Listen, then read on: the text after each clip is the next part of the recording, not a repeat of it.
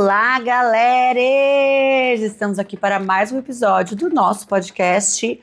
Ela é tão galera! Solta a vinheta, Isa! Ai, ela é toda boazinha, ela é toda do bem, ela é tão galera. Chata, pá! Galera, hoje quero fazer com vocês um episódio polêmico. Eu não sei se eu vou dar esse título pro episódio, mas eu vou falar pra vocês aqui que já começaram a ouvir, já deram o clique de vocês, já deram o play, então já estão dispostas e dispostos a ouvir. Qual é o título que eu pensei pra esse episódio? O título, assim pensado brevemente, foi A Fé é Burra? Pam, pam, pam. Pois é, isso vindo de uma mística umbandista, né, que sou eu. Eu sei que pode parecer maluco, mas vão acompanhando aqui meu raciocínio que eu acho que vocês vão entender. Mas o título que eu quero dar pra esse episódio, se a Isa não achar que vai ficar muito polêmico, assim, que pode gerar muito hate, tenho pavor, gente, receber hate. Pavor, pavor, pavor. A motivação sincera desse episódio é essa. Será que ter fé, será que ser mística, será que acreditar nesse invisível, contar com ele, achar que ele pode ser trabalhado, é uma coisa burra de se fazer? É uma reflexão que eu faço, é real, tá? Não foi um tema que eu inventei pra gravar esse episódio, mas é uma reflexão real que eu tenho muitas e muitas vezes. Não é uma, não é duas, não é três, não é de hoje, não é de ontem, faz muito tempo também. Eu fico sempre nesses dois polos, nesses dois questionamentos, que são: será que acreditar nesse invisível é uma coisa burra? Ou será que não acreditar em nada que é uma coisa burra? Ser 100% uma pessoa cética que não acredita em nada e acredita, tipo, a burrice é você achar que não existe nada além do real. A gente vive numa sociedade que preza muito pelo científico, né? Pelo científico analítico, pelo real, nesse sentido de o que pode ser pesquisado e comprovado com dados, com matemática, com números e tal. Então isso é uma característica do nosso tempo e acho que principalmente da nossa sociedade ocidental, né?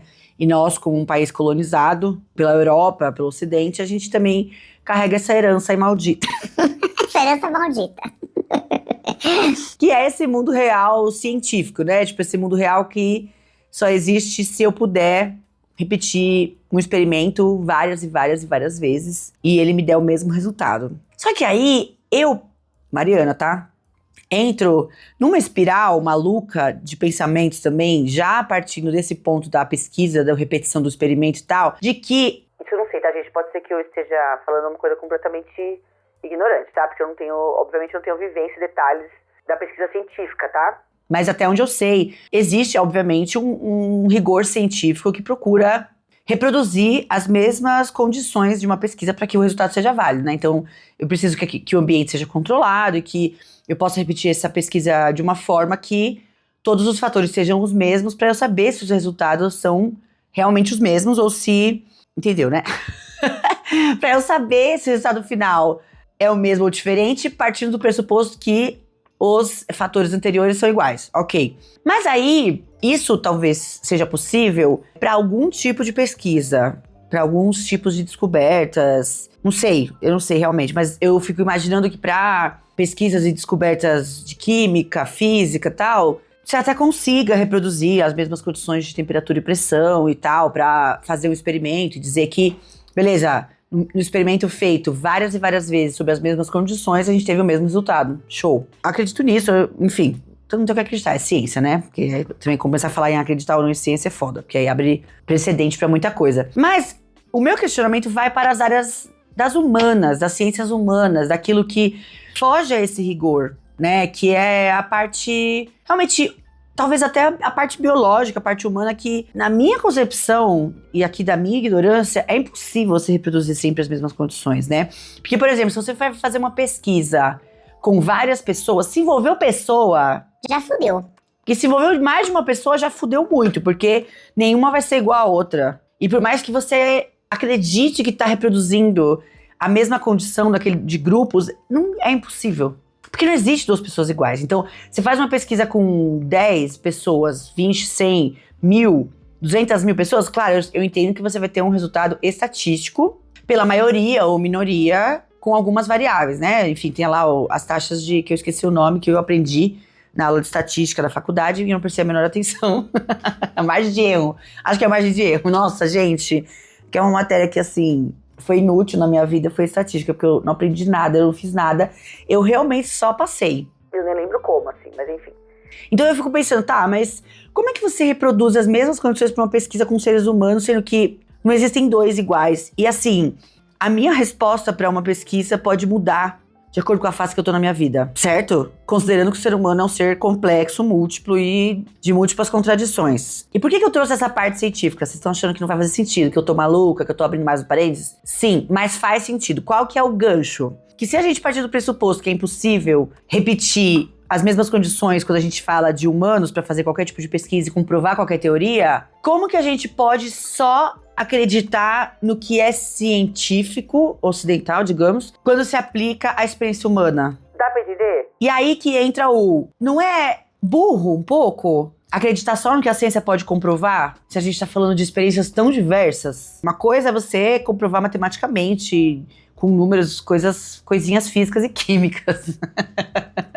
Entende? Outra coisa é você tentar classificar a experiência humana. E aí, pra mim, que o bicho pega. Que aí, é aí, pra mim, que tem essa divisão da fé e da ciência, do visível e do invisível. Enfim, muitas camadas. Mas vamos entender, eu vou contar pra vocês por que eu chego nesses questionamentos, né? Da onde eles vêm. Vem da minha vivência, principalmente hoje, como uma adulta premium, né? Uma adulta nível pleno, que faz terapia, acredita em coisas místicas e vive coisas místicas desde muito tempo, que é um bandista e, portanto, tem uma vivência espiritual muito forte, muito determinante na minha vida, ao mesmo tempo em que eu tive a oportunidade e o privilégio de aprender a pensar o mundo a partir do materialismo histórico, dialético. Se eu sei o que significa dialético até hoje, não sei se eu sei.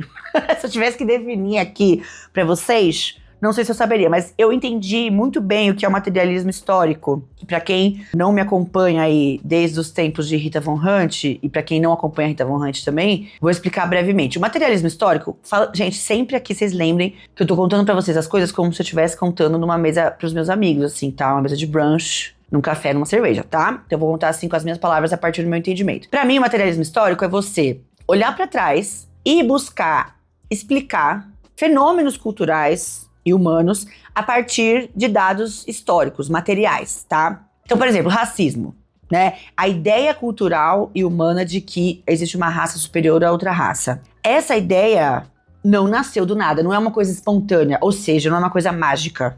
Não é que um dia o mundo acordou racista. Essa raça é inferior às outras. Então não é uma coisa mágica, não é uma coisa que, aparece do nada sem uma explicação real. Não. Tem um fundamento real muito importante, muito relevante, que é: Europa está expandindo territórios, está em processo de expansão de territórios, pega os seus naviozinhos e vai viajando para outros continentes, encontra um outro continente que tem pessoas muito diferentes deles. Eles, ali no auge de sua arrogância, de se acharem o povo mais civilizado, esperto, inteligente do mundo inteiro, porque, enfim, a ideia de mundo que eles tinham também era muito limitada, pelas tecnologias e possibilidades da época, pegam seus navios e encontram essas populações muito diferentes, com culturas muito diferentes, formas, cores, tradições, costumes, comidas, tudo muito diferente. Dali eles tiram que, se é tão diferente de mim, então é o outro, se é o outro, não é humano, porque o humano sou eu, branco, hétero, cis, sei lá a porra que é. Então eu vou tratar isso aqui como inferior para poder justificar sua dominação. Porque eu preciso o quê? Dominar essas pessoas para conquistar seu território e arranjar força de trabalho sem custo. Porque para eu prosperar na Europa, preciso construir muita coisa. Na Europa e nas minhas colônias, né? Tem muito isso. Para eu povoar minhas colônias ao redor do mundo, eu preciso de gente. E eu preciso de gente disposta a trabalhar muito. Trabalhar pra caralho. E eu preciso de gente disposta a trabalhar muito sem pagar nada para essas pessoas. Pois não posso gastar meu dinheiro, tenho que apenas acumular. Então, você justifica que essa é uma raça inferior, que são bichos e não humanos, que bichos são inferiores a humanos, e portanto você tem o direito de arrancar aquelas pessoas das suas casas, do seu continente à força, usando violência e opressão, e levar essas pessoas do porão de um navio, tratando-se a menor humanidade, para suas colônias e seus países, para tratar essas pessoas como animais, fazer elas trabalharem para você na base da violência. Isso é o fato material histórico. É isso que estava acontecendo. A partir disso é que essa ideia de que existe uma raça ou mais de uma raça inferior a uma outra raça que é superior, é o que começa, é o que se multiplica ao longo do tempo e faz com que hoje, em 2025, a gente viva o racismo do jeito que a gente vive, principalmente nos países colonizados. E cada país, obviamente, vai ter a sua característica de racismo, seja no país colonizador, seja no país colonizado. Então, isso é o materialismo histórico, cultural, dialético. A parte do dialético é que eu me confundo, mas eu não vou entrar nessa parte que eu não sei pra não ser burra. E aí eu falei, caralho, quando eu aprendi isso, eu falei, sim, né? Essa é a única explicação lógica pra todos os fenômenos. Tá entendendo? E aí, eu assisti muitas aulas da Rita, muitos vídeos, acompanhei ela em muitas coisas. E isso bugou a minha mente de uma forma muito significativa. Porque me fez olhar pra esses fenômenos e falar, não dá mais pra eu acreditar em nada além disso. Tipo assim, vai ser muito difícil pra mim agora conciliar qualquer visão emocional, mágica ou mística de qualquer fenômeno. E aí, muito do discurso da espiritualidade, da religião, foi por água abaixo pra mim, ao aprender sobre essa coisa do materialismo histórico dialético. Então a Rita fala, por exemplo, do capitalismo, né? Não existe magia no sistema do capital, não existe alguém virar e falar assim, Putz, hoje o Mercúrio ficou retrógrado. Vou cobrar mais pelo petróleo. saca? Não existe, tipo, O presidente do Banco Central aumentou as taxas de Bororó porque ele é taurino. entende? Existe uma explicação material. A explicação material tá faltando certos insumos, esses insumos estão mais caros, tá mais barato, tá tendo guerra ali, então isso aqui encarece, isso aqui o país tá sofrendo. Então, assim, tudo. Desde o tipo, o preço das coisas, a homofobia internalizada, a LGBTfobia internalizada nas pessoas, machismo, racismo, tem uma explicação materialista, histórica, dialética. E aí, quando você começa a aprender isso e saber mais disso, se aprofundar na lógica disso e, mais do que isso, começar a ver o mundo dessa forma e até explicar o mundo dessa forma pra você mesma, muita coisa se perde dessa parte mística e mágica. Nada faz sentido. A religião, a espiritualidade, tudo isso é cultural e é materialista, sabe? O surgimento enfim, Ai, gente. E aí, eu fui ficando inteligente pra isso, né? Eu considero que eu fui ficando inteligente pra isso. E fui considerando a parte das crenças e da fé invisível burra durante um tempo, tá? Que eu fiquei assim, não dá, não posso acreditar no místico e no mágico, porque eu vou estar sendo burra. Porque tudo se explica pelo materialismo, tudo se explica pelo passado, pelo processo social, cultural, histórico, político, econômico, principalmente, que vem acontecendo. E comecei a me julgar muito. E aí, acho que por muito tempo, eu abafei bastante desse meu lado mágico, místico.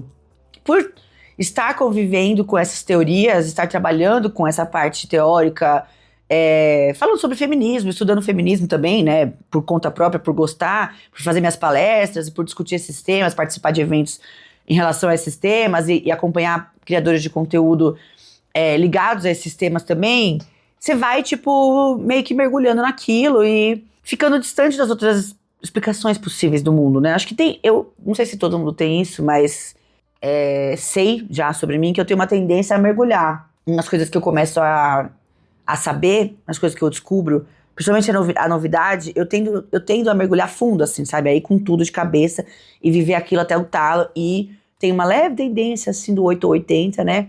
A deixar todo o resto de lado.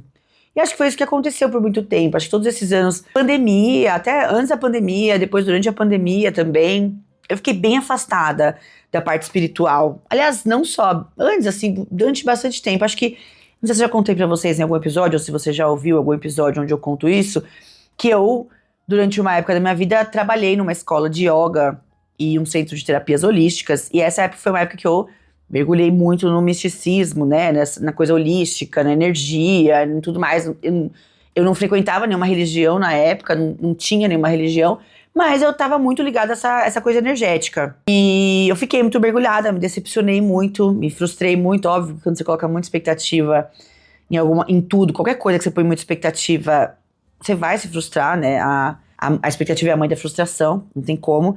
E aí eu me afastei total, e aí quanto mais eu mergulhei nesses estudos sociais, assim, mais eu me afastei da magia e do misticismo. Ok. Só que é uma coisa que faz parte de mim há muito tempo, faz parte do meu eu, assim mesmo, da minha formação, do jeito que eu vejo o mundo. É muito forte isso pra mim, tipo, é uma vivência muito importante pra mim, é um aspecto muito importante de quem eu sou, né, essa parte espiritual, que eu, assim, eu oscilei muito entre viver isso intensamente e ignorar a existência disso. Pô, eu sempre tive isso, assim, sempre curti, descurti, fui e voltei e tal. Eu nunca me comprometi muito seriamente com isso durante um longo período de tempo, num grande desenvolvimento e tal. Sempre foi uma coisa mais que esteve presente ali meio que o paralelo, sabe? Mas algo bem coadjuvante. Aí teve a época que eu cortei totalmente, mas agora, de uns tempos pra cá e tudo mais, isso foi voltando de um jeito mais maduro, né, obviamente, e de um jeito que fez mais sentido pra mim e em que eu entendi o quanto isso é importante pra mim, o quanto isso é importante pra quem eu sou e pra minha estrutura mental e emocional, tipo, o quanto isso me faz bem, sabe? O quanto isso me faz mais equilibrada, mais coerente, mais eu, assim. E aí você fica, tá, então aí me deparei com essa burra. Foi aí que começou o pensamento do será que sou burra por ser mística e ter fé? E ir na Umbanda, incorporar, e dar passe, ser médium, e acender vela, e rezar, e ouvir ponto, e achar que eu tô sentindo as energias, e fazer baralho cigano, tarô, acreditar nessas coisas, e me orientar por essas ferramentas, né? Muito, assim. Vocês que me acompanham lá nas redes sociais, me acompanham no Instagram, sabem que isso é uma coisa muito importante pra mim, né? Tem um peso muito grande na minha vida. E aí que eu comecei a me deparar. Então foi, acho que, confrontando essas duas partes da minha vida, é que eu me deparei com essa meio que, bem entre aspas, crise de é burro ser mágica? Tipo, é burro ter fé? Sabe? Isso se agrava mais ainda quando você expande essa leitura do mundo para as questões sociais, né? Questões históricas sociais, como eu tava falando no começo, tipo racismo. Porque assim, não dá mais pra você ter um olhar místico e espiritual pro racismo. E tem gente que tem, tá? Eu sei que vocês podem estar ouvindo isso, você que tá me ouvindo, pode falar, nossa, que absurdo, como você tem coragem de sequer cruzar essas duas informações? Mas, gente, vou falar uma coisa pra vocês, se vocês não têm contato com pessoas assim, ou nunca ouviram esse discurso, assim, fico feliz por vocês, mas é uma coisa que, infelizmente, tá muito arraigada, inclusive no discurso espiritual, tá? Da galera utilizar a magia e a espiritualidade pra justificar o racismo. Pra falar, não, é porque a pessoa tem um karma, o racismo, a pobreza, qualquer mazela, tá? Não, porque a pessoa foi ruim na outra vida. Não, porque isso é karma. A pessoa, se ela já tá vivendo esse sofrimento, é porque ela mereceu. E aí, não dá mais, entendeu? Isso aí já não cabe mais. Esse tipo de vivência espiritual, esse discurso espiritual, não cabe mais depois que você começa a ver o mundo a partir do materialismo. Você fala, Vai tomar mesmo no seu cu, na moralzinha. vai estudar um pouco, vai se informar sobre o capitalismo, vai entender como ninguém pode ser rico sem explorar outra pessoa, vai entender como que é ser rico, que é herança, vai entender as feridas da escravidão, do período de escravidão no Brasil, por favor. Vai falar, porque a pessoa tá na miséria porque ela mereceu, porque é karma de outra vida, tá pagando. Nossa, entendeu? Aí você já começa tipo, não, gente, para, sabe? E é muito difícil, você não consegue mais conciliar isso. E aí você começa a entrar nessa crise que é pra onde que eu caminho com a minha espiritualidade sem reforçar esse tipo de ideia tosca, sem vir com esse tipo de justificativa podre pro sofrimento humano. Sendo que você começa a entender e saber que o sofrimento humano tá ligado ao humano. A natureza, a espiritualidade não imputa esse tipo de sofrimento na gente. Não é o que eu acredito, pelo menos. Eu acredito que a espiritualidade seja punitiva, não é o tipo de espiritualidade que eu conheço, que eu acredito. Punitiva, vingativa, sabe? Então já começa a se falar, porra, então pra onde que eu corro com isso? Qual é o caminho que vai me acolher pra eu ser coerente com a forma com que eu vejo o mundo hoje, porém sem deixar de lado esse chamado, essa vontade de viver o energético espiritual. E não só isso, você viver isso tendo provas, assim, você sentir, sabe, a energia, sentir a espiritualidade, e, enfim. Ai, gente, olha, que dilemão, hein? Que dilemão. Essa é a reflexão que eu queria trazer pra vocês, assim, esse é o debate que eu queria trazer pra vocês. Mas ela não acabou não, tá? Eu sei que parece uma frase de final, de episódio, mas não é, que eu tô tentando reorganizar minhas ideias um pouco, porque foi pesado pra mim aqui. Uma outra coisa que eu considero bastante importante, assim, pra minha vivência da espiritualidade e a forma como eu reflito sobre ela, eu vivo essa espiritualidade, é entender o que é a fé pra mim. E eu acho que aí é muito legal cada pessoa fazer essa distinção, né? O tipo de reflexão que é muito pessoal. Cada um tem que olhar para o próprio sistema de crenças, para os próprios valores, tem que olhar para as próprias contradições, para entender o que significa essa fé e essa vivência da espiritualidade na sua vida. Eu acho que tem duas formas de ver, né? Tem, na minha visão, deve ter muito mais, né, na verdade, mas aqui nessa reflexão, pra mim acho que tem duas formas da gente entender essa fé pra que a gente não fique preso num lugar só, sabe? Tipo, só nessa visão de fé como algo ingênuo, inocente, burro até. Desculpa, gente, mas vocês sabem que é uma autocrítica, né, que eu tô fazendo. Que é a fé pode ser vista como um lugar de conforto, um lugar de acolhimento, esperança, reflexão sobre o mundo, sobre as pessoas, sobre as nossas relações com o mundo, com as pessoas, com a natureza. Um lugar de pertencimento, né, que dá sentido e significado para as nossas ações, para nossa vida, para as nossas escolhas. Pode orientar bastante isso. Qual direção a gente quer ir, por quais motivos, né, onde a gente vai se segurar quando tudo desabar, ou quando a gente precisar ter esperança e tiver difícil de ter isso no mundo real e tal. Acho que tem essa fé. E aqui eu falo de fé, tá? Eu quero que vocês entendam, não só como a fé religiosa, tá? Não só a fé ligada a uma religião estruturada. Eu tô falando aqui da fé enquanto, sei lá, vivência espiritual, crenças de energia, meio que toda essa vivência englobada, sabe? Não tô falando de fé religiosa, tô falando de fé em algo superior, algo maior que nós, algo que a gente não explica, o que a gente não controla, enfim. Então tem essa daí que eu acredito, ou pra mim significa uma fé consciente, uma fé inteligente, digamos assim, né? Uma fé crítica até. A gente tem um outro lado dessa fé, que é a fé como fuga. A fé como alienação, negação da realidade, fuga da realidade, como justificativa para o injustificável. Que é um pouco do que eu falei agora há pouco sobre usar a fé para justificar ou explicar mazelas humanas causadas pelo ser humano. Então tem essa outra fé, e aí aqui, assim como eu falei agora, que não é religiosa, aqui é a mesma coisa que se aplica. Tipo, não adianta nada, que eu acho muito engraçado, né? Que as pessoas adoram criticar a religião dos outros. Criticar a crença do outro e falar que ela não é legal, que ela é inferior. Mas também não, assim, é a primeira pessoa a falar de karma, né? De sofrimento e karma, que nem eu falei agora há pouco. Então, assim, não adianta nada. Você fala assim, não, porque eu não tenho religião, porque as pessoas são muito bitoladas, porque as pessoas religiosas são muito preconceituosas e tal. Se você é um cirandeiro místico ou mística e fica justificando uma zela social com misticismo, tá? Então, assim, põe a mão na consciência.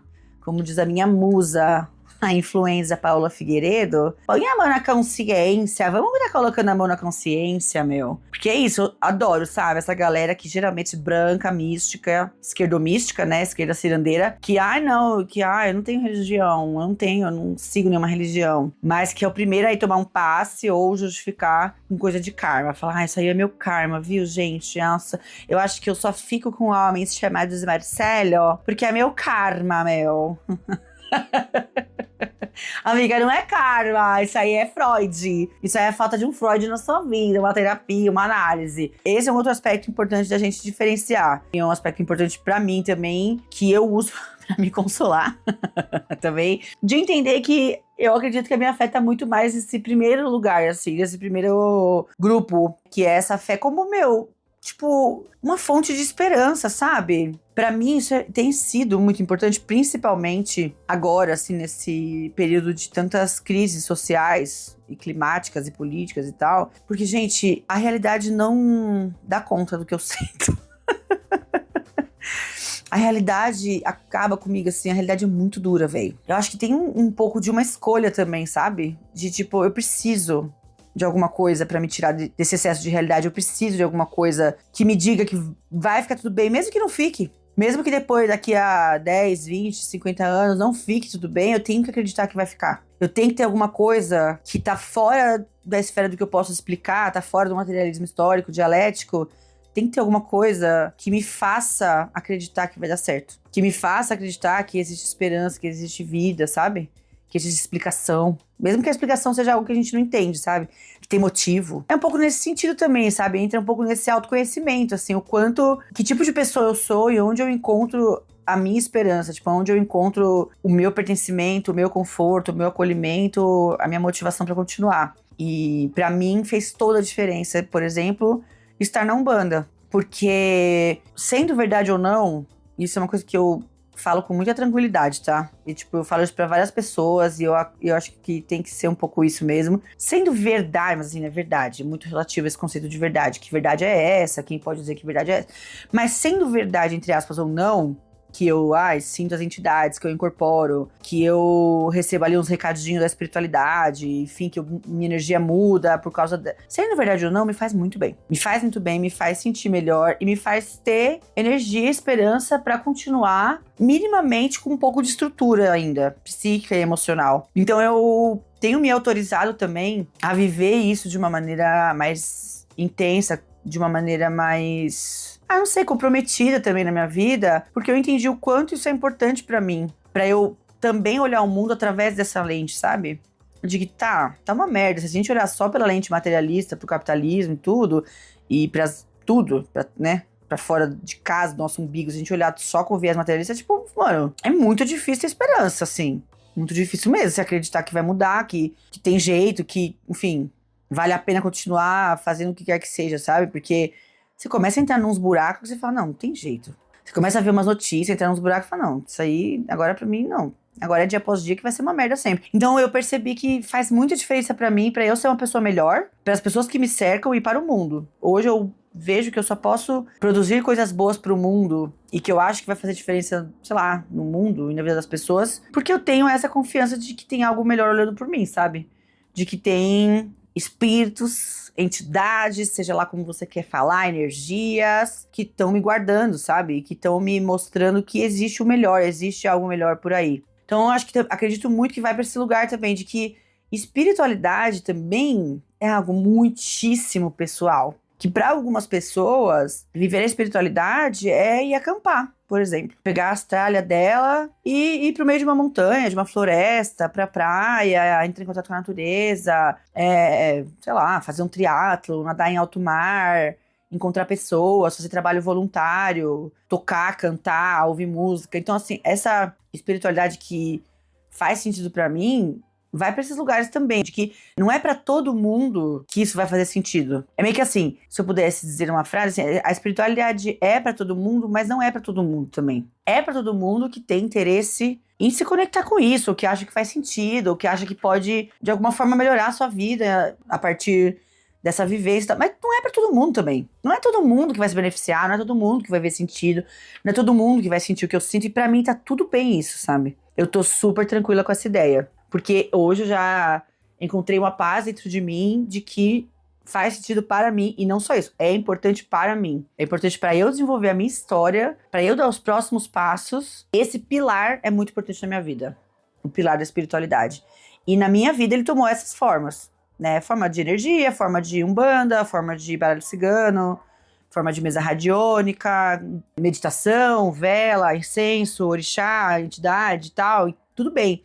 Para outras pessoas vai significar outras coisas, né? Hoje eu também vejo que o único perigo, assim, o único não, né? O grande perigo dessa visão mágica, e também foi uma coisa que eu aprendi muito também quando eu entendi melhor o materialismo histórico, é que, infelizmente, né, historicamente, esse aspecto mágico das coisas já foi usado para muita coisa ruim também, né? Então a gente não pode ignorar esse uso de merda, né? O humano sempre estragando o que é pra ser bom, né? O ser humano, ele tem esse dom, né? Ele consegue pegar o que tem o potencial de ser bom e consegue transformar, encontrar o pior potencial possível dessa coisa. E é o que aconteceu, eu acho, com essa coisa mágica, quando ela chega, talvez nos ambientes de poder, e ela começa a ser usada pra justificar tomada de poder, exploração e opressão. E tem muito, né? Que é coisa mais justificativa mística e mágica do que os reis serem, tipo, diretamente ligados a Deus, sabe? Né? Porque durante muito tempo, o poder dos reis era divino, né? Tanto que estava muito ligado com a igreja.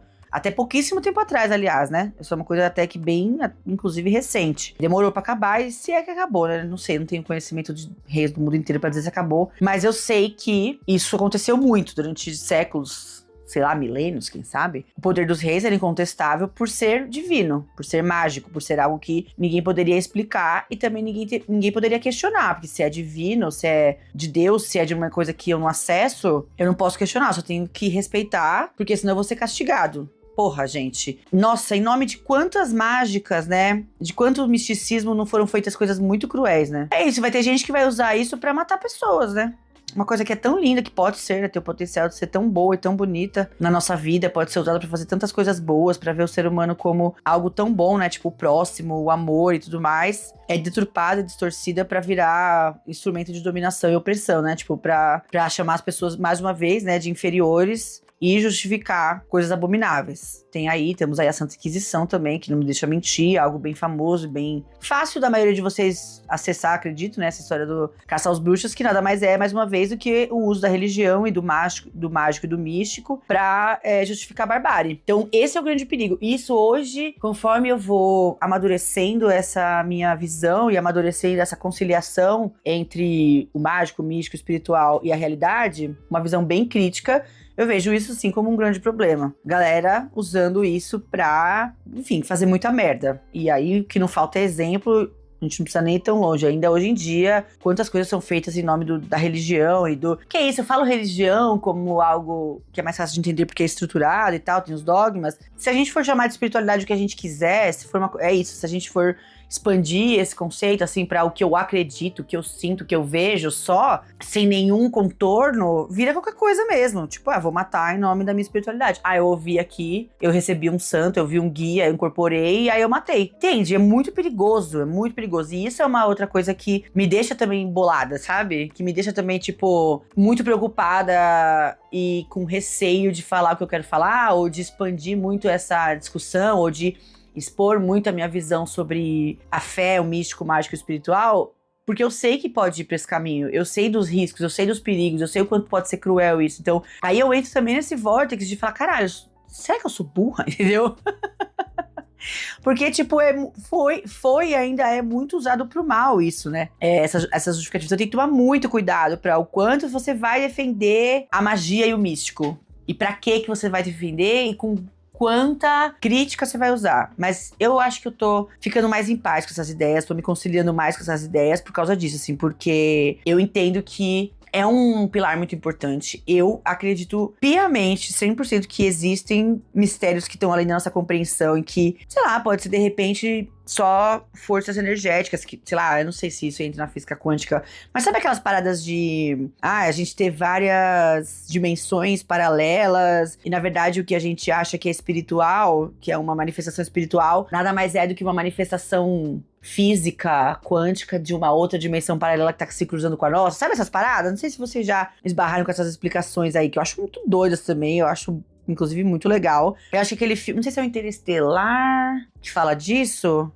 Talvez seja, eu vou deixar a referência aqui na descrição, depois eu vou pesquisar. Mas tem um desses filmes aí de coisa de espaço, que é justamente isso, assim, o que a gente, na nossa visão, é uma demonstração metafísica, uma coisa metafísica, uma coisa espiritual, nada mais é do que as linhas do tempo e do espaço, né? Os planos do tempo e espaço se encostando em alguns pontos e dando esse tilt, essa falha da Matrix, né? Que teria aí uma explicação física com relação a essas coisas aí de tempo e espaço, que é muito maluco também. Então, eu não descarto, pode ser que seja. Pode ser que super que seja, né? Mas eu, agora, o que eu tenho em mãos pra explicar essas coisas, esses fenômenos, são explicações espirituais e místicas. Isso eu tenho certeza que existe alguma coisa aí que a gente ainda não entendeu, que a gente ainda não conseguiu explicar e que tá longe da nossa compreensão e que, assim, ultrapassa os nossos sentidos. Isso eu tenho plena certeza, assim, eu tenho. Porque eu já vivi, eu já vi, eu já ouvi, muita experiência de manifestação energética foda, assim. Sem contar lá no terreiro, né, gente? Que é uma coisa maluca, assim. Você tá incorporado sob influência de uma outra energia que não é a sua, mas que você já tá consciente o tempo todo. Você sabe o que você tá falando, o que você tá fazendo. Só que você fala umas coisas pra uma pessoa que você nunca viu na sua vida. E, sei lá, meses depois a pessoa vem lá na sua frente e agradece porque aconteceu tudo que você falou. Agradece porque a vida dela mudou, ela fez tudo que você aconselhou ela a fazer e a vida dela mudou completamente. Isso aconteceu aconteceu comigo já, eu tô só há 2 anos, viu? Na Umbanda, 2 anos e meio. Devo estar atendendo na corrente há 1 ano e meio. É pouco tempo. E já aconteceu com isso comigo mais de uma vez. Da mesma pessoa, mesmo consulente ir lá. Ah, é porque será que a influência positiva que você fez no cérebro dela, porque você falou coisas positivas, e aí a pessoa ficou influenciada, e aí ela mudou a vida dela, mudou o pensamento dela, e aí fez muitas coisas boas? Caralho, pode ser, gente, pode ser. Eu acho que isso faz parte da gente ser crítico também, e de não acreditar nas coisas cegamente, entendeu? Eu acho que super pode ser também. Tipo um efeito placebo, sabe? Você vai lá e fala um monte de coisa pra pessoa. Mas o doido é você falar coisas que tem a ver com a vida da pessoa, né? Porque pra cada pessoa você fala coisa diferente. Você não fica repetindo sempre o mesmo discurso. Pra cada pessoa lá que a entidade vai atender, a coisa é diferente. O assunto é outro, o conselho é outro, as palavras são outras e tal. E dá certo. A pessoa se identifica e tal. Então, sei lá, é meio maluco. Mas eu super, sei lá, pode ser uma leitura energética. Pode ser que tenha coisas ali no campo energético que a gente ainda não tem entendido, que, sei lá, a gente consiga captar através de muita concentração e tal, a gente consiga captar coisas no campo. Então, assim, não é nenhuma coisa só material e nenhuma coisa só espiritual, é uma mistura. Ou é algo físico que a gente interpreta como espiritual. Ai, gente, se você deixar, eu vou longe. Ah, eu vou. Vou longe, longe, longe. E aí eu vou com vocês mais longe ainda. Porque quantas coisas a gente não vive e acredita e faz parte da nossa vida que são coisas invisíveis. Então assim, o jeito que eu me sinto em relação a uma pessoa é invisível. O amor, a raiva, o ódio, as emoções, de maneira geral, são invisíveis. O que é visível é a manifestação disso no nosso corpo, enfim, na nossa mente, na nossa estrutura biológica. Essas emoções invisíveis se manifestam fisicamente. Então o que a gente vê é efeito da emoção, mas a gente não vê a emoção. E aí? Vai deixar de acreditar porque não é visível, entendeu? A onda magnética é invisível, mas a gente sabe que ela existe. Porque hoje em dia já tem coisas que medem essas ondas. Mas até aí também tem radiestesia. E a radiônica, que é uma das ferramentas que eu trabalho, né? Que também, capta e lê energias também com o pêndulo. Consciência. O que é a consciência? O que é a intuição? O que é a paranoia? Os pensamentos. Tudo invisível, cara. Se a gente for mais fundo ainda, até, grandes conceitos que a gente fala, o capitalismo. O capitalismo, ele é um sistema, né? Ok, eu entendo. Ele tem muitas consequências materiais também, né? Ele se desdobra em estruturas materiais, mas é uma ideia também, né? Então, tem muita coisa que a gente inclui na nossa vida e que a gente acredita sem nem questionar, que é invisível. Se a gente acredita em coisas invisíveis, como o amor, as emoções, as ideias, conceitos, as ondas, por que a gente duvida do espiritual? Só porque ele é invisível? É uma coisa que acho que me deixa também confusa, assim, reflexiva, que tem coisas invisíveis que a gente acredita, fala sobre e tal, que nem é questionado. Mas por que tem tanta resistência, né, nesse outro campo, do energético, do espiritual, do místico? Eu entendo que, por um lado, também tem muito preconceito, porque acaba ficando numa esfera, assim, bem banalizada, né? O que é divulgado, assim, dessas coisas místicas, espirituais, acaba sendo meio caricato, assim, né? Meio banalizado. Acho que as coisas que a maioria das pessoas tem acesso relativo a isso é meio banalizado, né? E até eu, gente, contar um segredo pra vocês em voz baixa. Até eu fico bolada, às vezes eu fico com vergonha. É isso, eu sou uma pessoa super que acredita nas coisas, uma pessoa crente, ou seja, que acredita, que vive, que sente, tá? Mas eu, várias vezes, duvido de várias coisas ainda, tá? Tem coisa que não me convence. Tem coisa que eu falo, não é possível, isso aí a pessoa tá... Não é possível. Eu fico nesse questionamento com várias coisas, que eu, você fala... Cara, mesmo dentro das coisas que eu acredito, que eu já estudei, né, que eu já vi teoria, vídeo, explicação, não, isso aí não tá colando. Isso aí tá com cara de esquema pirâmide. Isso aí tá com cara de usar esse discurso pro mal, pra manipular pessoas. Você começa a perceber, e é importante ter essa orelha em pé, né? É foda porque ao mesmo tempo você não pode... né? Se você diz que acredita nas coisas, você não pode invalidar a experiência da outra pessoa. Se a pessoa falar assim, porque... sei lá, eu comi um cacau mágico e lambi pó de concha e tive uma revelação espiritual. Poxa, eu, Mariana, sou chata, sou crítica, gente. Eu sou um pouco assim, só acredito vendo, só acredito sentindo, confesso pra vocês. Tanto que eu só indico pras minhas amigas, pessoas que eu conheço e tal, coisas que eu já fiz, tá? Terapias que eu já fiz, que eu já vivenciei, que eu já estudei. Então, se a pessoa fala isso, eu lambi pó de concha, eu já fico, então, lamber pó de concha... Caramba, será? esquisito, né, isso aí. Mas eu vou dizer que a pessoa não sentiu? Vou dizer que a pessoa não teve uma revelação espiritual? Eu vou dizer? Quem sou eu pra dizer? A partir do conteúdo da revelação, você já começa a entender, né?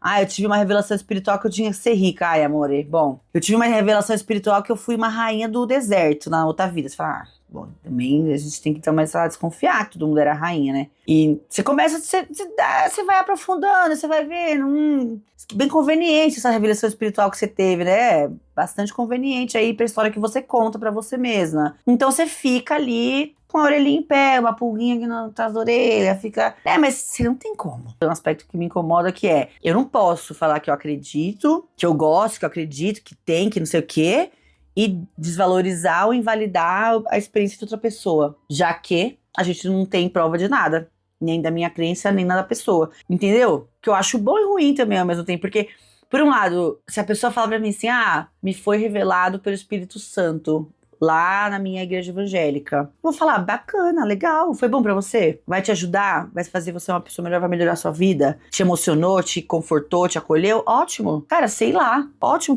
Que bom que o Espírito Santo se manifestou na sua vida. Que bom te trouxe esse momento, entendeu? Então assim, quem sou eu? E aí você começa também a ser mais tolerante. Ao mesmo tempo que você tem que ficar de orelha em pé e ser um pouco crítica, porque tem muita gente que viaja demais, assim. E assim, gente, eu convivi com gente completamente delulu, sabe? A galera, nossa, pra entrar numa onda de Lulu ali é forte. Porque tem esse risco também, e acontece muito, tá? Da pessoa perder o contato com a realidade, cara. Nossa, isso aí eu presenciei demais, assim. E a Aline, que trabalha comigo também, que trabalha comigo hoje, trabalhou comigo nessa época da escola de yoga. A gente conversava disso, porque falava assim, não é possível, gente. Porque a galera começava a fazer curso disso, curso daquilo, experiência disso, experiência daquilo, aí foi uma revelação, aí foi não sei o quê. Aí a pessoa só vivia de curso de meditação e não fazia nada no material pra melhorar a vida dela. Que é problema, mas a pessoa resolve o problema? Não. Era todo dia um curso, uma meditação, uma yoga, uma terapia, uma massagem. Aí você fala, tá, mas você tá aplicando, você tá, né, fazendo na vida real algum movimento pra melhorar? Tipo, então, que tal parar de fazer terapia holística e, né, tomar responsabilidade pela sua vida e começar a fazer alguma coisa? Dava vontade de falar, porque tinha uma galera aqui, pelo amor de Deus. E aí a gente via as pessoal fazendo infinitos cursos de tudo que a pessoa tava em todas as vivências lá nesse lugar que a gente trabalhou, todo lugar. Aí você ia conversar um pouco com ela, tava sempre fodida. E sempre com os mesmos problemas, sempre com as mesmas questões. E não saía daquele lugar. Mas falava, amor, mas assim, quanto curso mais vai ter que fazer? Tipo assim, legal, se você, como é que chega, né? E a pessoa na merda, ou a pessoa, tipo assim, ia fazer uma vivência, aí na vivência ela sentia que ela tinha um caminho próspero, não sei o quê, não sei como. Aí a pessoa largava tudo que ela tava fazendo, trabalho lá, CLT, sei lá, pra perseguir esse sonho espiritual. Aí tava sempre na merda financeiramente. Aí ia lá fazer curso de prosperidade, curso de não sei o quê, e continuava na merda financeiramente. Você fala, então, mas aí é complicado, né? Por que você não chega de gastar em curso, né? Vai fazer um curso superior, vai fazer uma pós, vai procurar um emprego CLT, amor? Então, é importante ter essa LP. Eu acho que essa vivência foi importantíssima pra mim. Inclusive, pra eu sair desse lugar do tipo, o espiritual me falou, então eu vou ficar esperando. Pra eu sair desse lugar, tipo, não, gente, não resolve tudo. Esse negócio espiritual, místico, holístico, como você quiser chamar, é uma orientação, é uma bússola, é uma ética de vida, uma ferramenta de autoconhecimento, pode ser o que você chamar, ser o que você quiser, mas não resolve a vida sozinho. Ajuda muito em muitos aspectos, mas assim, é com você, minha gata. A dona da vida nesse planeta Terra é sua. Isso aí entra naquele lugar de alienação que a gente falou, de burrice mesmo. De você perder o contato com a realidade e ficar só meditando. A vida não acontece na meditação. A vida acontece no material. A gente tá no material, a gente tá encarnado nessa Terra. Se tem outra encarnação, se tem outro planeta, se tem outro tempo, outra... Não sei, mas o que a gente sabe é do aqui e do agora, do que tem pra gente lidar. Então é complicado, né? E aí eu acho que entra essa coisa do equilíbrio, né? Que a gente sempre vai chegar nesse lugar, que é equilíbrio. Equilíbrio é tudo, né, gente? Que é o que eu busco aqui, acho que eu vou buscar até o último dia da minha vida, é o equilíbrio. Que é, dá pra você ter o seu pé, um dos pés, ou a cabeça, no místico, e ter o pé na realidade. Que é o que eu tento viver, assim, por onde eu me guio muito, assim. Que é, eu continuo sendo muito fã do materialismo histórico pra explicar a sociedade, mas eu continuo sendo muito fã da Umbanda, da energia, de todas essas ferramentas que eu me ajudaram tanto e me ajudam tanto e ajudam tantas pessoas também. Com crítica, né? Com inteligência, sendo bem usado e tudo mais. Então, por isso que eu me identifiquei muito com a Umbanda e eu acho que a Umbanda tá sendo um caminho muito legal, muito bom pra mim. Pra eu me encontrar nessa prática mística, digamos assim, sabe? Porque a gente vê, por exemplo, a filosofia de Exu. E aí eu acho que entra essa coisa de, Exu existe, não existe? Gente, sei lá. Ah, Exu existiu? Não sei, eu não tava aqui pra ver. Vai ter gente que vai falar que sim, que já recebeu, que já sonhou com a história, que já psicografou a história do Exu, que o Exu contou pra ele, que viveu na período da escravidão e que era assim, assim, assado. Acredito. Acredito também que Exu pode ser só uma energia que fala de um tipo de filosofia de vida, de ética e tal, de moral. Também, pode ser também. Como que eu vou saber? Eu não convivi com Exu na outra encarnação. Ou se eu convivi, eu não sei. Então, vou eu dizer que ele não existiu, que ele não viveu? Mas vou eu dizer que ele viveu? Não vou também. Não sou eu que vou falar pra vocês assim, que vou defender com eles dele. Não, Exu viveu. Exu viveu sim. Não sei, ué. Eu gosto de acreditar que ele viveu, que ele teve uma encarnação humana, porque eu acho que as coisas que Exu ensina tem muito dessa vivência terrena, assim. Pelo menos é o que eu entendo, assim, né? Da minha vivência com Exu, da minha conexão, tem muito a ver. Mas assim, sei lá também. Se é um lado meu, se Exu é um lado meu, da minha mente, do meu eu, que tem um monte de sabedoria legal que tá sendo desencalacrada aí, desenterrada por a ideia dessa entidade, legal também que seja, tá bom, tá ótimo. Mas eu acho que, voltando, né, que eu acho que a Umbanda me ajuda muito com isso, porque a filosofia é muito ligada a nossas ações, assim, sabe? Não tem nada de salvação eterna garantida. Isso eu acho muito legal, é isso que me chamou a atenção e que me conquistou e que me faz acreditar e gostar de frequentar Umbanda, que é tipo, o que você faz vai determinar o próximo passo, não tem nada garantido. Você não vai garantir seu lugar no céu, não existe essa ideia, entendeu? Cada escolha que você faz, cada ação, cada lição, cada aprendizado, cada coisa que você se propõe a enfrentar, vai te levar pra um lugar. E é dia a dia, sabe? É isso, você vai viver aqui, você vai receber de volta o que você emana. E é o que eu falei de Exu, né? Eu mencionei Exu, porque Exu, pra mim, tem muito essa filosofia do não viaja na maionese, assim, sabe? Do tipo, vamos botar o pé na realidade, querida? Vamos sim? Vamos tá colocando o pé na realidade. Que sai bastante desse discurso na minha opinião, sai bastante desse discurso místico dos cirandeiros, assim, do Nanauê, que é tudo prana, é tudo só isso, é tudo espera acontecer, é tudo vou emanar a energia do poder, vou emanar a energia da prosperidade e aí eu vou esperar. Não. Então, a filosofia de Exu sai totalmente disso. A filosofia de Exu é, vou te ajudar, né? Vou atrair pra você aquilo que você merece. Vamos ter uma gotinha de merecimento aí também. Vou te ajudar a conquistar aquilo que você merece, que chegue até você o melhor pra você, né? Que se aproxime, vou facilitar essa chegada aí, essa aproximação. Mas quem tem que fazer é você. Sabe, se vocês forem pesquisar, se você tiver curiosidade, mesmo que você não seja da religião, que você não seja da Umbanda, não tenha nenhuma ligação com a Umbanda, por curiosidade, gente, por pesquisa assim, de curiosidade, recomendo vocês darem uma procurada em posts, vídeos no TikTok e tal sobre Exu. Vocês vão ver que a maioria dos posts, das mensagens de Exu são nesse sentido de ande, caminhe, o caminho se faz ao caminhar. Exu abre o caminho, mas quem caminha é você. É muito sobre autorresponsabilidade e autonomia, muito, muito, muito, muito. E eu acho isso fantástico, porque eu acho que responde muito a essas inquietações que eu tinha, sabe? De, tipo, só ficar lá se lamentando e fazendo meditação. E eu adoro, assim, porque é uma bronca mesmo, assim, tipo, olha, eu abri um monte de porta e tal, e, assim, você fala que quer um emprego e você não manda o currículo.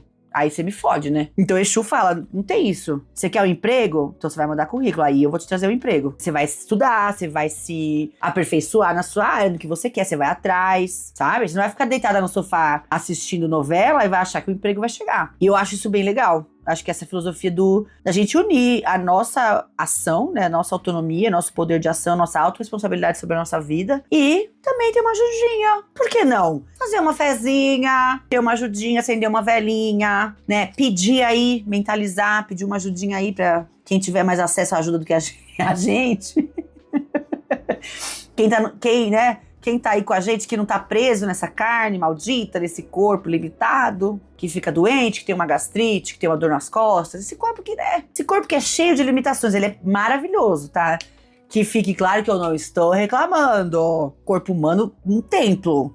Coisa maravilhosa que tem, nossa, perfeito. Mas ele é limitado, né? A carne nos limita, né? Esse saco de osso e carne que nós de gordura, com um monte de órgão boiando, limitado. limitado, né? Muito limitado. Qualquer coisinha doente, qualquer coisinha é um negócio que sai do lugar, qualquer coisinha é uma vértebra que num disco que, né, que gasta, uma vértebra que sai do lugar, é um joelho que apodrece aí, né? Um rim que fica chateado, tem que beber água. Então assim, ele é frágil. A gente tem uma limitação. Então, se a gente pode ter uma ajudinha de uma outra camada aí, pra poder viver melhor essa vida aqui com esse corpício, bacana, acho legal. É nesse lugar que eu me encontro, que é tipo assim, isso me faz bem, isso me faz viver melhor, eu sou feliz vivendo o misticismo, sou feliz vivendo a fé, vivendo a mágica, vivendo a espiritualidade, sou feliz ajudando as pessoas na medida do possível, com as ferramentas que eu tenho, com o que eu sei fazer, com o que eu sinto. Amo poder ajudar as pessoas, pouco que seja, assim, orientando, vendo a vida delas mudar. Qualquer coisinha que eu conseguir ajudar e dar um pouco de alívio